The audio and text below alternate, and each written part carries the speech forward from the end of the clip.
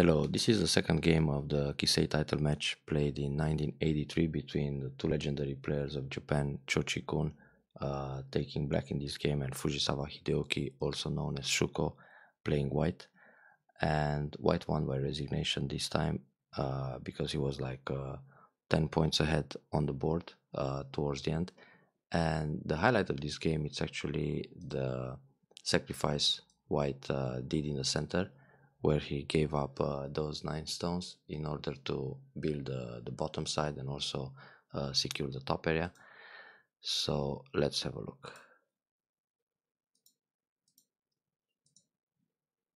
The game starts with a diagonal fuseki, so this usually leads to more complicated fights early on. And black, of course, attacks the 3-4 corner in order to prevent shimari. Now here white played a pincer, a high and loose pincer, and actually nowadays, especially because white takes plays with komi 6 or 7.5, the most common move to consider is just kosumi e16 or keima f16. And it's also a matter of style. So back in the day, the game was played with 5.5 komi, so white felt to play a bit more aggressive right on. Now black jumps out with a 2-space jump. Normally here the most common move to consider is the keima to put pressure, then simply step ahead. And now leave the 3 stones like that because the shape is quite resilient, and play a pincer, a counter pincer, to attack d11. So playing f15, black has pretty much the same idea. He's going to set up a wall in the top and then try to pincer. So white jumps ahead. Here white can think about the kick and 1-space jump. This position it's a little bit more strong or thicker in the corner than when black plays some approach on the left side. Pincer, white can easily fly out with an O-gamer in this case. But it's very natural to play a 2-space jump and be 1 line ahead of f15. So black puts pressure, and now black's idea is to set up a wall. And in general, in Joseki books, we see the 1-space jump this way, but if white simply jumps, this will be gote, so black has time to pincer on the left side. Either the low and tight pincer or the far one. So black doesn't allow white get an extension. But white played very skillfully here. He pushed once again. And this is a move that an AI would play too, in order to grab sente. So like this, white has time to protect the left side. And he goes for a base here, very cautious. Normally, white can also play a little more loose, but this leaves the invasion at c9. So he played tight, showing some respect to black's wall in the top. Now white can also think about an extension at c8 or c7 right away, but for black it's very big to block in the top, to turn at k17 and set up the moyo in that area. So up to here the game is very balanced. Back to the original. And now black can think about approaching the low right corner, for example r6 or o3. And of course black can consider the Sansan invasion. But in this particular game, black got a wall in the top and this kind of thickness, so he wants to extend from the wall, and therefore he played the middle side extension at q9. So in general, in the beginning, you always fight for corners, then extend to the sides, but here it feels like a priority to extend from the wall and then approach the corners. So the priority changes a little bit throughout the game. Now white's next move, it's a little bit special. This cap, trying to reduce black's potential right away. Normally for white, he can consider f3, so completely ignore q9 for now, and then attach d3 or simply slide and extend back, because even if black approaches again at r6, when black turns in the top, white can enter on the right. If black protects the right side against a corner approach, white can jump in the top. So the game is still very balanced. White grabbing a lot of territory, while black still goes for outside thickness. But white's move, it's really a special. This cap to reduce the influence right away. Now, black played a one space jump, very thick, but actually here black can consider r6 to approach the corner, and then if white simply defends calm, black can go proceed with the shoulder hit and one space jump. So this way, black is trying to separate o9 in a very active way, playing indirectly. But in the actual game, we will see why black played the Kantobi instead. Because he wants to split o9 from the bottom side. So this stage the game is still like 50-50 according to the AI, and white tries a very nice way to resist in the fight. Now when black plays this Nobi, the AI thinks black is close to 60% to win this game, because black is very thick and he builds territory on the fourth line with q10. But now white can simply go out with the attach and separate n8 from the right side. So black simply Nobi to stay ahead, and white jumps into the middle in order to prevent the wall in the top becoming too thick. I mean to reduce that potential. Now black's move next to separate white shows some fighting spirit. So this kind of attach, it's a very nice Tesuji in order to impact the bottom stones. So if white simply jumps in the middle, black can cover the lower right corner and become very thick on the bottom side, while keeping the corners surrounded and isolated. Therefore, white is not going to accept that and simply Nobi to stay ahead. Now here black pushes to keep the stones separated. White plays Hane in the head of two stones, and black cuts with fighting spirit. That's a very nice idea. So the cut was actually threatening the wedge at p4 to create cutting points. So white defends very calm, and white is also trying to use his stones in the middle. And black's next move might be a little slack. The shape is good, but actually black is giving lots of points on the bottom side with this Atari at L4. So black should actually resist here. Simply extend L4. Now, if white connects at P6, the ladder doesn't work to start with Atari here because it's broken by D11. So black can consider K5. Now, when white resists with the Nobi, black will simply connect. And this kind of fight is quite promising for black, because black jumps with one group between two white groups in the center, and also doesn't allow too much territory on the bottom like it happened in the actual game. So this could happen. But playing like this, black's plan is to capture the guys in the middle, so he accepts the idea of giving some territory on the bottom side. But if you look at the bottom side, white is building on the fourth line, so it's quite nice and comfortable. So this is pretty much the most critical moment of the game so far, and black proceeds with the Keima to attack those stones in the center. Now the whole point here is for black to try to catch these guys on a large scale, but it's not too easy. White played a very light move to escape, and he's actually already thinking about sacrificing some stones. If white wants to hold on to his stones, he can attach here, then Nobi, and play a one space jump. So this is a way for white to set up a Sabaki. And it's actually quite difficult for black to catch the group now. But white had the idea to fly out in a very light way. So black is the vital point, looking for some cuts here. And white simply plays away. So white is already quite fine with giving up the stones in the middle. And black cuts, of course. When white plays this jump, the AI thinks white is close to 70% to win the game. So the percentages change quite rapidly in this fight in the middle. Black cannot really give up the cornerstone.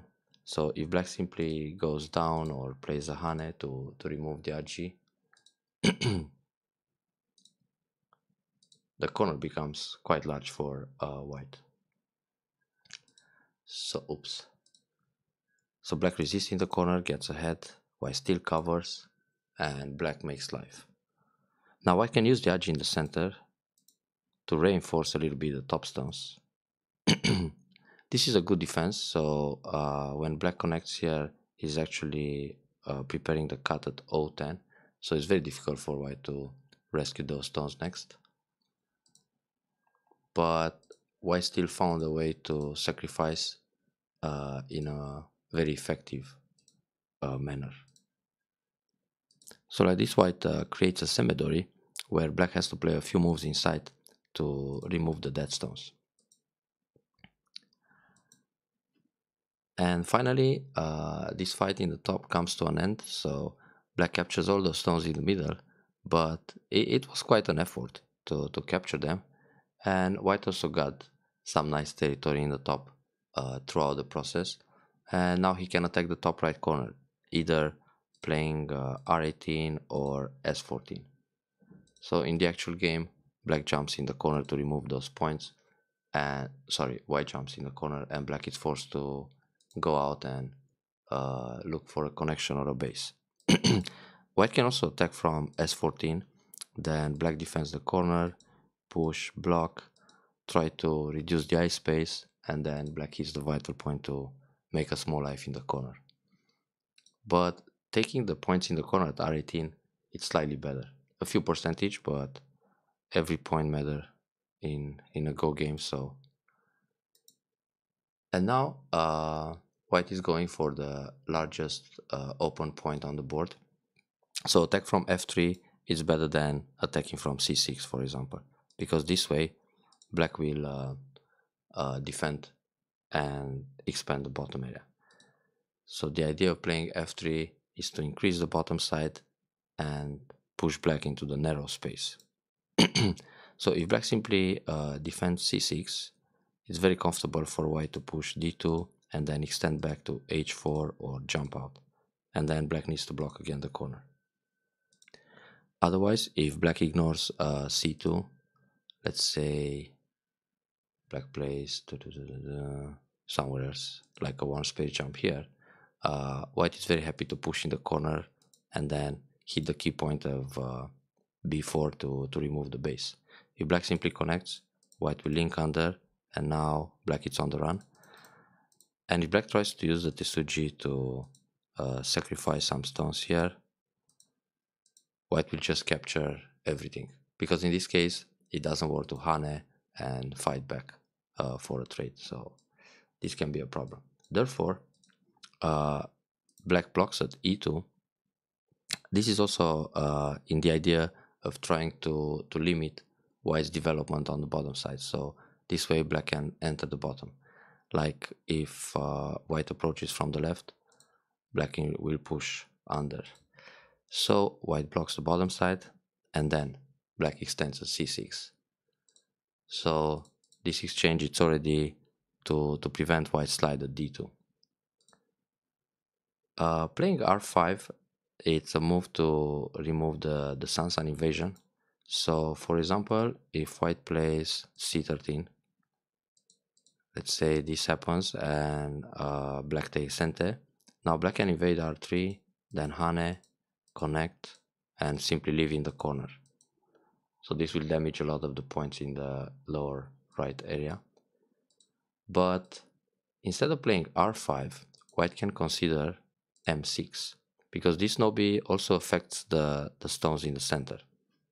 So if black comes in the middle, I mean in the corner at Sansan, white can try to activate the RG in the center by coming out, then cutting Sente. Now this cut, it's meant to be a connection for S5. So now when white plays Q2, the corner group dies. there is no way to make twice here. Locally, this is dead as it stands. So, one eye only. But I guess white feels very comfortable with his position right now. So playing r5 makes sense. Also, r5 has a nice follow-up at s7. We will see that in the endgame.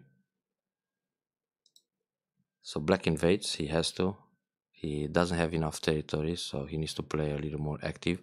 And this invasion is related to activating the RG of m4. So white simply takes a Ponuki, which is a powerful defense. No more RG. Now here white plays a peep to make black heavy. And then this is a Tesuji to fix a base in the corner and also reduce black's territory. Usually here white just connects, then black goes down, white can think about the clamp, and then a Keima to come out and keep pressure on the 3 stones, so black has to jump too. But in this case, white went down. If black defends, white will block. So this is another way to secure the corner. So black has to invade the left side to remove the base. Because his position is still kinda uncertain. White makes I shape in a very natural way. So it's not so easy for black to fight here as long as he got the 3 stones weak on the bottom side.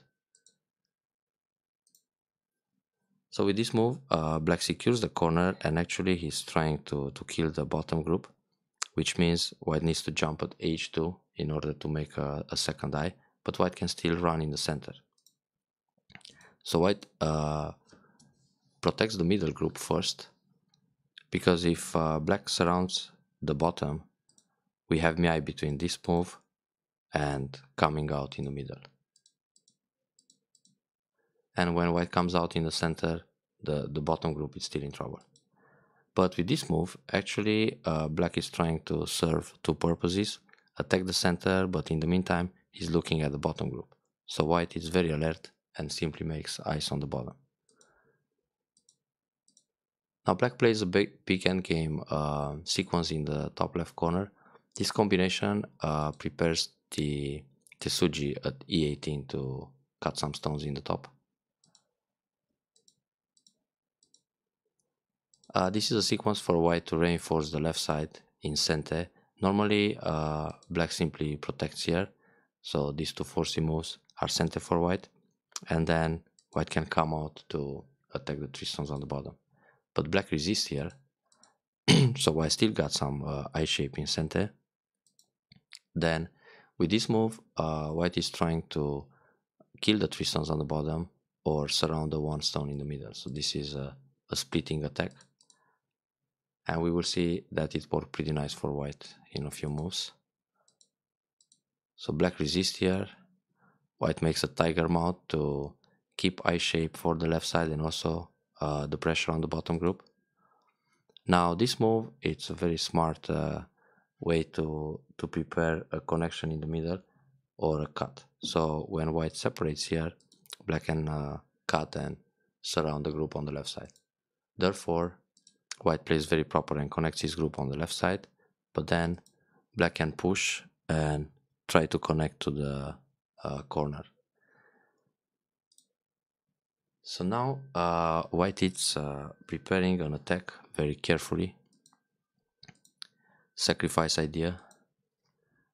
If black just captures, white will Atari, then connect on the left side, threatening to cut here. Now if black simply Atari and double Atari to rescue his group in the middle, white will separate the bottom stones. No way out here. So black decides to go out with Nobi, but here we see the driving Tesuji. White pushes a couple of times. Now if black protects the bottom, this is a snapback. Therefore, black has to defend in the center. And white found a very nice way to cut. With this move, white creates Miai between A and B.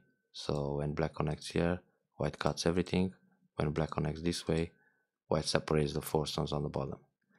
So as we can see, white used the principle, make some noise on the east to kill the west, or well, in this case he was attacking the stones in the middle in order to separate the bottom stones. It's always good to make some preparation moves before giving the delivering the fatal attack. So black played the Tesuji in the top. If white simply connects here, black can come out with a Kosumi. Tac, tac, tac, tac, tac. It also wants to go out, Hane, and separate. Now when white pulls back, black will kill the 3 stones in the top. If white plays the block this way to capture the 2 stones, black will go down. Well, white can Hane like this and block this way, then Atari, then connect under. So back to the original game. Atari in the center, in Sente. Then white decides to sacrifice a stone and keep safe. Now here, if white simply connects at D18, it's very dangerous because of the Kataji in the top. So black can cut at K18. Now when white captures, black will kill the 3 stones in the top, and the entire group in the top right corner is in jeopardy, which means white has to connect M18. Now when black pushes through and white tries to resist, Atari and push. Now it's a collapse because white got surrounded and killed. So this is a capture, and this is also a capture. Therefore, white has to connect solid and give up the cornerstone, but keep Sente. So black connects this guy in Sente, pushing Sente too, and then separates the top stone in Gote. Now here black got a few points in Sente with this maneuver, but now he has to come back and protect the right side. So R17 is actually very big. This Keima, it's also a nice endgame move to reduce the right side, also Sente. If black doesn't pull back here but play somewhere else, white can either Hane and then push through, or play the clamp and connect under to destroy more points. If black goes down, white just captures. So it's just proper for black to pull back. This Hane in Sente is to prevent the connection under, so if white plays away, black can connect here. But just playing one Hane and threaten to capture the 2 stones, black will block, and now there is no connection underneath at B9, so white can play away again. This is very big because white can push next at S15, so if black wants to connect on the left side, it doesn't work anymore.